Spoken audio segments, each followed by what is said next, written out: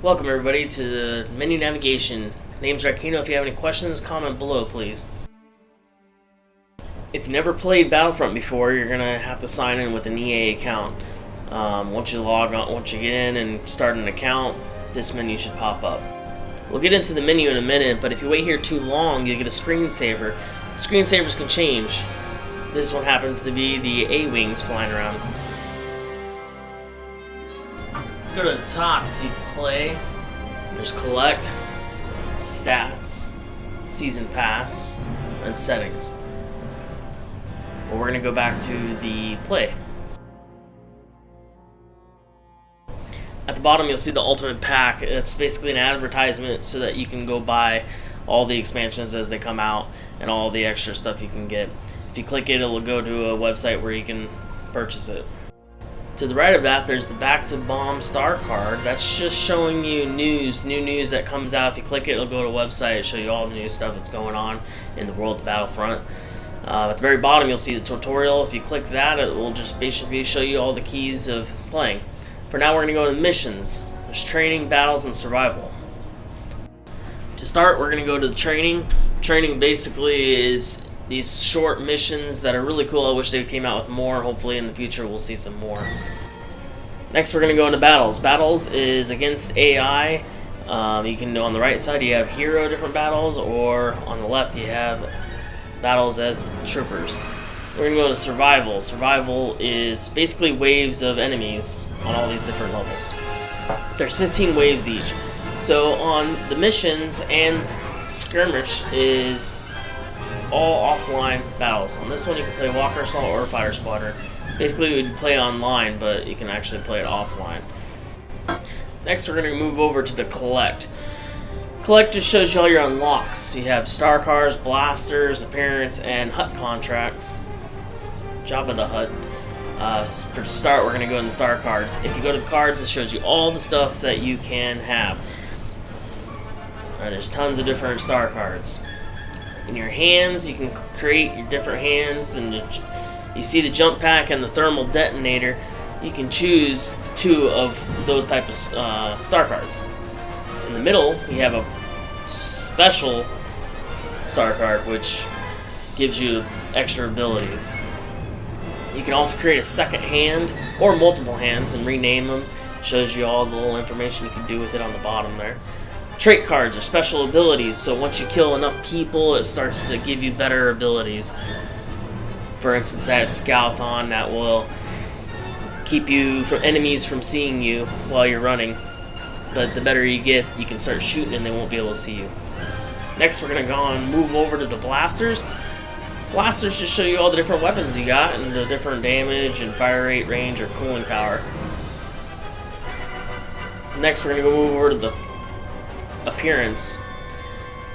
There's a lot of people you can choose from. So as the rebels, you have all these different characters in the same outfit with different helmets or different hairstyles, and it's pretty much repetitive. But then you get down towards the aliens, and you got a few different ones you can choose from. Pretty cool looking. It costs a lot of currency though the farther you go down, and that's on your top right corner of how much you have, and then your level as well on the top right. So if you go to some of these characters are actually part of the expansion packs. If you go to Imperial, you have the bottom couple or Shock Trooper, Shadow Trooper, and Scout Trooper. Those are only three really that are unique. Otherwise, it's all customizable, just like all the rest. Emotes. These are different little moves you can do. Shows you in the middle there how to assign them. You got three you can choose from. If you push left on your D-pad, up, or right on your D-pad, it will show you. You can assign them. Hut contracts is next.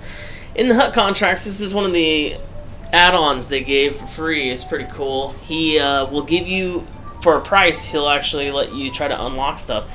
For instance, here you have to mark 50 enemies and kill a certain amount of people.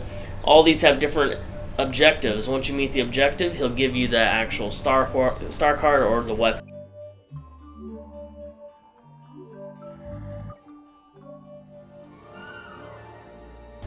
Last thing you have on your collect is the diorama.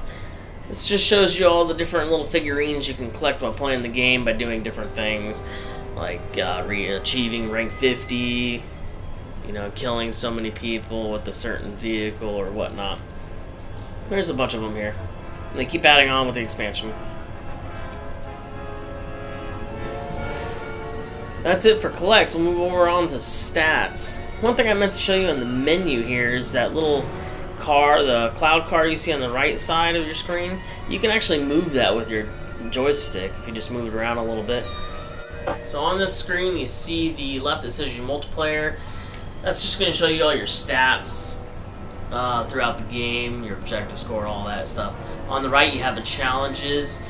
The challenges you can skip by using the currency to try to get more, but you're using like 100 currency and you're only going to gain 200 currency for actually completing the challenge.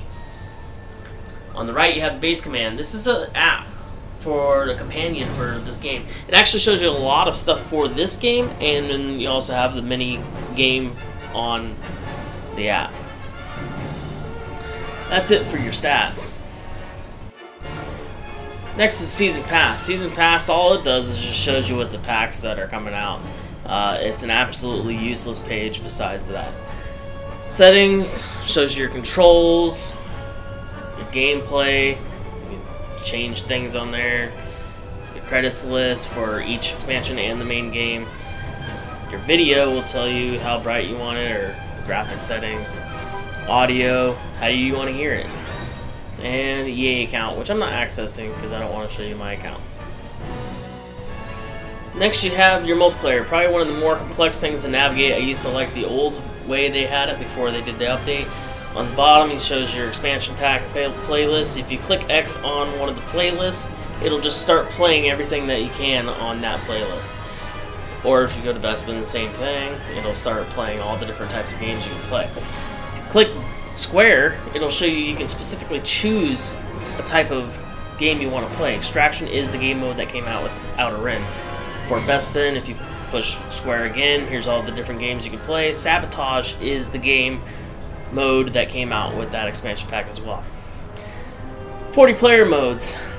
That's going to show you all the games that are big, like Turning Point and all those other ones.